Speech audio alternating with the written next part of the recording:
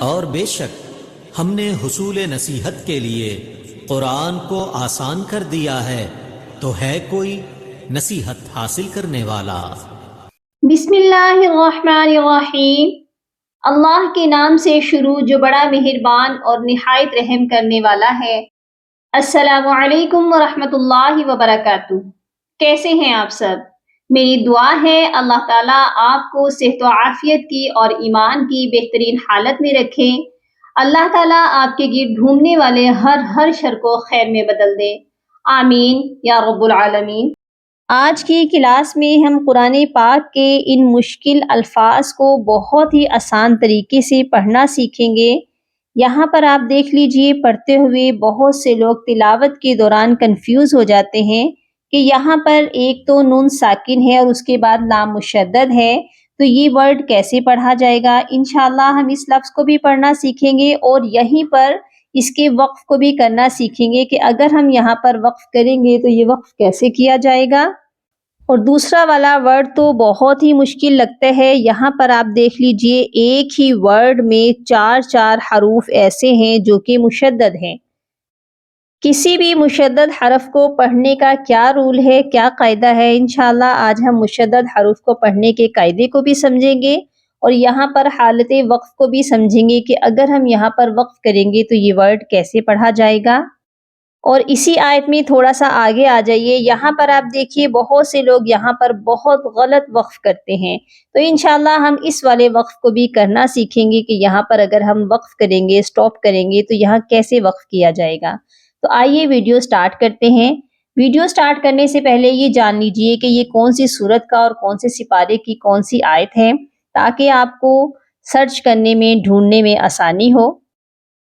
یہ قرآن پاک کا پارہ نمبر 26 حامیم کا سپارہ ہے اور سورہ محمد کی آیت نمبر ہے 15۔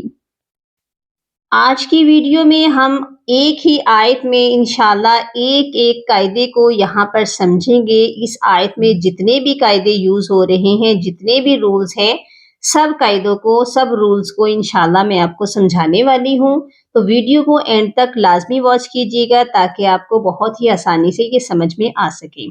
تو آئیے ویڈیو سٹارٹ کرتے ہیں۔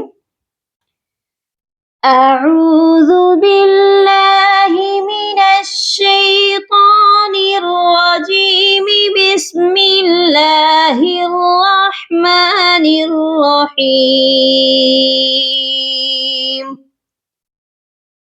مثل الجنة التي وعد المتقون۔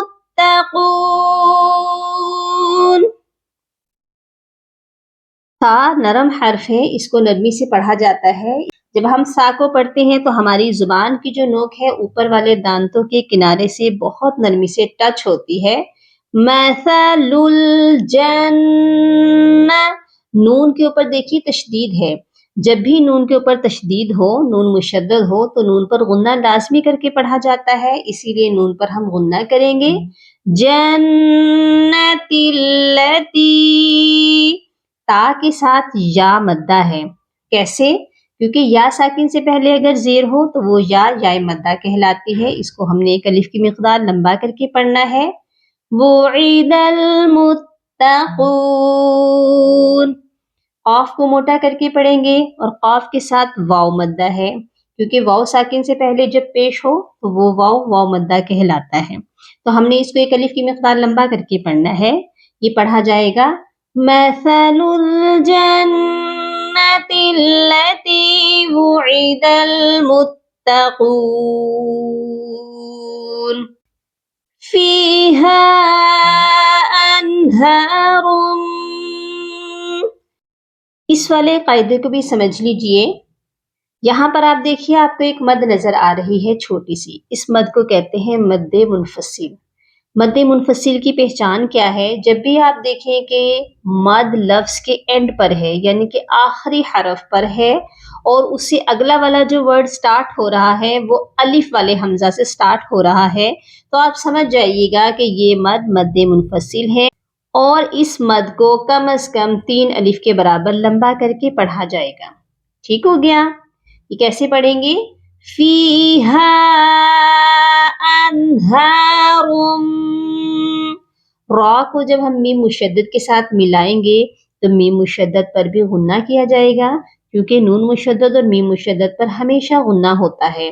یہاں پر آپ دیکھیے میم یہاں پر دیکھیے آپ نون بھی ہے اور میم بھی ہے، ہم نون ساکن کو نہیں پڑھیں گے، کیونکہ جب بھی ساکن اور مشدد حرف اکٹھے آتے ہیں تو ہم ساکن کو چھوڑ دیتے ہیں۔ ہم نے یہاں پر میم مشدد کو اگلی والی میم مشدد کے ساتھ ملا کر پڑھنا ہے، نون ساکن ہم نہیں پڑھیں گے۔ میم یہاں پر بھی آپ اس مد کو بھی سمجھ لیجئے، یہاں پر آپ دیکھیے کہ مد جو ہے بڑی والی مد ہے اور اس مد کو کہتے ہیں مد متصل۔ اس مد کی کیا پہچان ہے؟ جب بھی آپ دیکھیں کہ مد جو ہے لفظ کے مڈ میں ہے، یعنی کہ درمیان میں ہے، اسی کلمے میں حمزہ بھی ہے، تو آپ سمجھ جائیے گا کہ یہ مد مد متصل ہے، اور اس مد کو بھی کم از کم 3 سے 4 الف کے برابر لمبا کر کے لازمی پڑھا جائے گا۔ یہ پڑھیں گے میم غیر آسن۔ یہاں پر بھی آپ دیکھ لیجئے وقفے جائز ہیں، یہاں پر وقف کر سکتے ہیں، اور جب وقف کریں گے تو نون کو ساکن کریں گے تو یہ پڑھا جائے گا غیر آسن۔ ٹھیک ہو گیا، نیکسٹ چلتے ہیں وَأَنْهَارٌ۔ را کو جب ہم نے میم مشدد کے ساتھ ملایا تو یہاں پر بھی ہم غنہ کریں گے مِن لَبَنٍ لَم۔ یہاں پر بھی آپ دیکھ لیجئے نون ساکن ہے اور اس کے بعد لام ہے، ہم نے کیا کیا، ساکن لیٹر کو چھوڑ دیا اور میم کو لام مشدد کے ساتھ ملایا۔ یہاں پر یہی مسٹیک کرتے ہیں اور بہت سے لوگوں کی غلطی یہی ہو جاتی ہے کہ من لبا نون کو بھی پڑھ دیتے ہیں، یہاں نون کو ہم نہیں پڑھیں گے، من لبن لم۔ ٹھیک ہو گیا، میم کو لام کے ساتھ ملائیں گے من لبن لم، اور دوسرے والے نون کو جب ہم لام کے ساتھ ملا کر پڑھیں گے تو یہاں پر غنہ نہیں ہوگا۔ اس قاعدے کو کہتے ہیں ادغام بلا غنہ، یعنی کہ ہم ملائیں گے لیکن بغیر غنہ کے ملا کر پڑھیں گے۔ وَأَنْهَارٌ مِّن لَبَنٍ لَّمْ يَتَغَيَّرْ طَعْمُهُ۔ اس والے وقف پر بہت سے لوگ مسٹیک یہ کر دیتے ہیں طعمہ، ہا کے اوپر جو الٹا پیش ہے اس کو بھی پڑھ دیتے ہیں۔ جب بھی دیکھیں کہ آپ کسی ایسے ورڈ پر وقف کر رہے ہیں جو کہ گول والی ہا ہے اور اس کے اوپر الٹا پیش بھی ہے تو آپ نے ہا کو ساکن کرنا ہے، تو یہاں پر ہم ہا کو ساکن کریں گے، اس کے پیش کو نہیں پڑھیں گے، یہ پڑھا جائے گا یتغیر طعمہ۔ اس کو پھر سے پڑھتے ہیں، کیسے پڑھا جائے گا وَأَنْهَارٌ مِّن لَبَنٍ لَّمْ يَتَغَيَّرْ طَعْمُهُ۔ نیکسٹ والے ورڈ کو آپ سمجھ لیجئے جو کہ بہت مشکل لگتا ہے، اس میں 4 مشدد حرف کو کیسے پڑھیں گے وَأَنْهَارٌ مِّن، اس والی نون پر غنہ نہیں کیا جائے گا کیونکہ آگے خا ہے جو کہ حروف ہلکی ہے، اور جب بھی نون ساکن کے بعد حروف ہلکی آتا ہے تو غنہ نہیں کیا جاتا، صرف اظہار ہلکی کیا جاتا ہے، یعنی کہ ظاہر کیا جائے گا نون کی آواز کو۔ خمرل، را لام دو زیر رل، یہاں پر ہم تشدید کے قاعدے کو سمجھتے ہیں کہ مشدد حرف کو پڑھا کیسے جاتا ہے۔ آپ نے صرف 2 پوائنٹ اپنے مائنڈ میں رکھ لینے ہیں کہ مشدد حرف کو سختی سے پڑھا جاتا ہے اور مشدد حرف کو 2 بار لازمی پڑھا جاتا ہے۔ اب ایک ایک مشدد حرف کو آپ نے لیتے جانا ہے اور اس کو 2 بار پڑھنا ہے اور سختی سے پڑھنا ہے۔ ٹھیک ہو گیا، خامیم زبر خم، را لام دو زیر رل، خمرل۔ لام ایک بار پڑھا گیا، اب ہم اس کو دوبارہ کیسے پڑھیں گے، اگلے والے لیٹر کے ساتھ ملا کر پڑھیں گے لام ذال زبر لذ زبر ذا لذ۔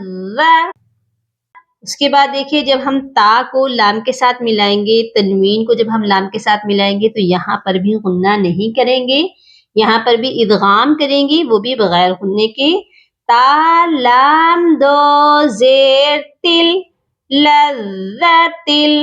اس کے بعد لام کو ہم نے شین کے ساتھ ملانا ہے، اس لام مشدد کے ساتھ بھی آپ کو ایک لام نظر آ رہا ہے جو کہ بالکل خالی ہے، یہاں پر یہ لام نہیں پڑھا جائے گا، کوئی بھی خالی حرف آئے آپ اس کو چھوڑ دیں، یہاں پر ہم لام کو نہیں پڑھیں گے، مشدد لام کو مشدد شین کے ساتھ ملا دیں گے، لام شین زیر لش، شین کھڑی زبر شا، لشا، را زیر ری، با یا زیر بی، یہاں پر بھی یا مدہ ہے، اس کو بھی ہم لمبا کر کے پڑھیں گے، لِلشَّارِبِینَ، اور یہاں پر دیکھیں وقفے جائز ہے، جب ہم یہاں وقف کر رہے ہیں تو نون کو ساکن کریں گے، یہ پڑھا جائے گا وَأَنْهَارٌ